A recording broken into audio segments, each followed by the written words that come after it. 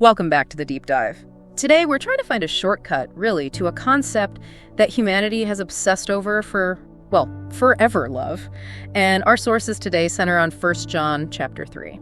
It's fascinating, when you look at all the effort that goes into defining love. There's philosophy, sociology. Our sources even mention neuroscience trying to capture it as a mix of dopamine and oxytocin. Right, like a chemical cocktail. Exactly. But it always seems to slip through our fingers. The definition is never stable. And that's the core claim from this text, isn't it? That we don't need to reinvent the wheel. We don't need to keep searching. That's right.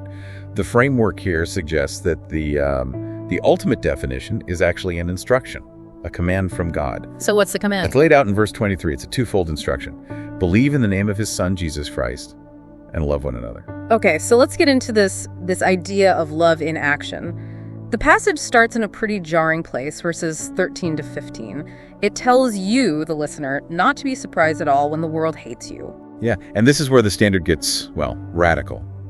The text gives two outcomes. On one hand, the proof that we've passed from death to life is that we actively love others. Okay, that makes sense. Love is proof of new life. But then there's the inverse.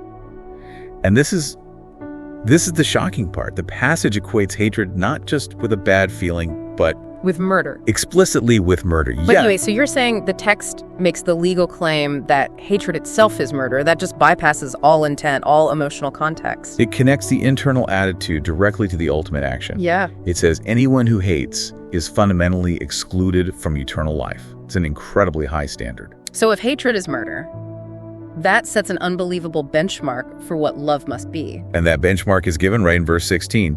Jesus laid down his life for us, and so therefore that is the standard we ought to apply to others. A sacrificial standard that moves love way beyond just sentiment and into, the realm of observable, costly action. It does.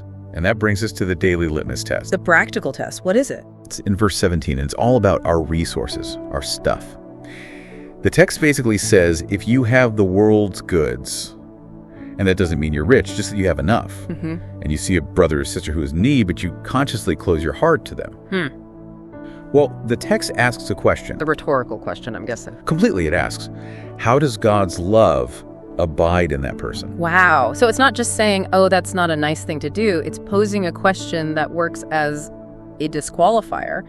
It implies that indifference is the core test of whether your belief is real. Exactly. The failure isn't having things. It's the conscious act of walking away from a clear need. Which leads us straight to verse 18. Love shouldn't be in word or talk, but in deed and in truth.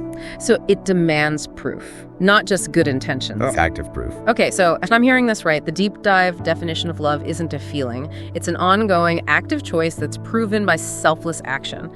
So what's the payoff for this? It's an intense instruction. The payoff is direct. It's confidence. The passage says when we keep this instruction, believe in love, we abide in him. And that gives us this unshakable confidence before God. So obedience confirms the belief.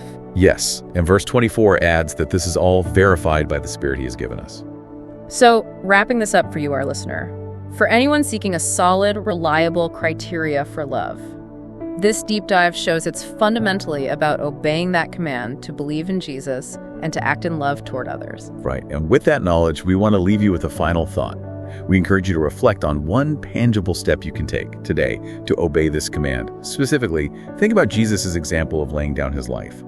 How does that sacrificial benchmark challenge your current definition of love, especially when it comes to your resources and your time?